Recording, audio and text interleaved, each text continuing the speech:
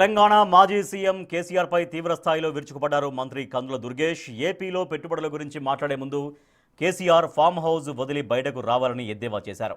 కూటమిలో సమస్యలుంటాయని వాటిని అందరూ కలిసికట్టుగా పరిష్కరించుకుంటామని స్పష్టం చేశారు.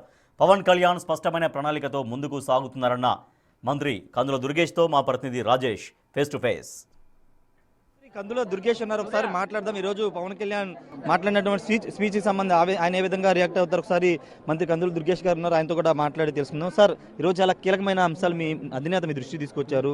కూటమిలో ఖచ్చితంగా ఇష్యూస్ ఉంటాయి, దానికి సిద్ధంగా ఉన్నాను ఒక మాట మాట్లాడారు. కూటమిలో ఇష్యూస్ ఉంటాయని కాదు, కూటమి అన్నప్పుడు అందరూ కలిసిమెలిసి ప్రయాణం చేయాలి. మనకి ఇచ్చినటువంటి పదవిని సంపూర్ణమైనటువంటి న్యాయం చేయాలి. దానికి బాధ్యత తీసుకుని ప్రజా సంక్షేమం కోసం మనకు అధికారం ఉంది కదా అని ఇంకో రకంగా ప్రవర్తించకుండా మనకున్నటువంటి అధికారాన్ని ప్రజా సమస్యల పరిష్కారానికి ఉపయోగించాలనేటువంటి మాట స్పష్టంగా చెప్పారు. కూటమిలో అందరూ కలిసి పనిచేయాలనేటువంటి మాట చెప్పారు.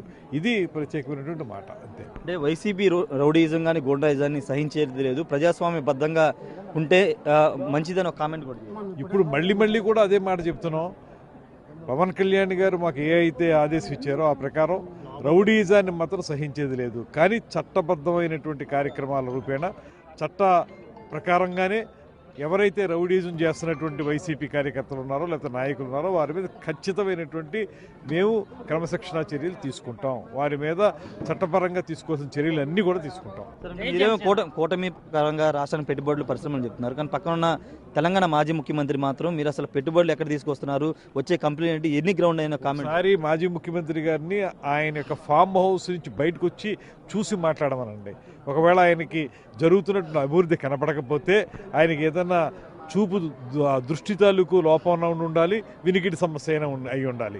అంతేగాని ఇక్కడ జరుగుతున్నటువంటి పార్ట్నర్షిప్ సమిట్లో ఎన్నైతే ఎంఓయూలు చేశామో అవన్నీ కూడా ఖచ్చితంగా అమలు చేయడానికి వీలుగా ఒక కమిటీని ఏర్పాటు చేసుకున్నాం. ప్రతి 15 రోజులకు ఒకసారి ముఖ్యమంత్రి గారు సమీక్షిస్తున్నారు.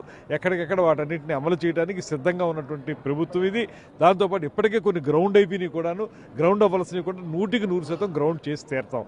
వారిని ఒకసారి వచ్చి వీక్షించమనండి. ముందు ఫామ్ హౌస్ నుంచి బయటికి రమ్మనండి వారిని. Thank you sir. ఖచ్చితంగా ముందు తెలంగాణ మాజీ ముఖ్యమంత్రి కేసీఆర్ ఫామ్ హౌస్ నుంచి బయటికి రాలి, వచ్చి రియాలిటీ తెలుసుకోవాలని కందుల దుర్గేష్ అయితే చెప్తూ ఉన్నారు. ఎన్ని గ్రౌండ్ అయ్యాయో, ఎన్ని గ్రౌండ్ అవుతున్నాయో, 15 రోజులకు ఒకసారి ఏ విధంగా ముఖ్యమంత్రి వాళ్ళతో మాట్లాడి ఏ విధంగా గ్రౌండ్ చేస్తున్నారో అన్ని తెలుస్తాయి. ఒకసారి ఫామ్ హౌస్ నుంచి బయటికి కేసీఆర్ వస్తే తెలుస్తుంది. రెండోది, ఖచ్చితంగా కూటమిలో సమస్యలు అనేవి ఉంటాయి, వాటిని ఖచ్చితంగా అందరికీ కలిసి సమస్యలను పరిష్కరించుకుంటామని మంత్రి కందుల దుర్గేష్ అయితే చెప్తున్నారు.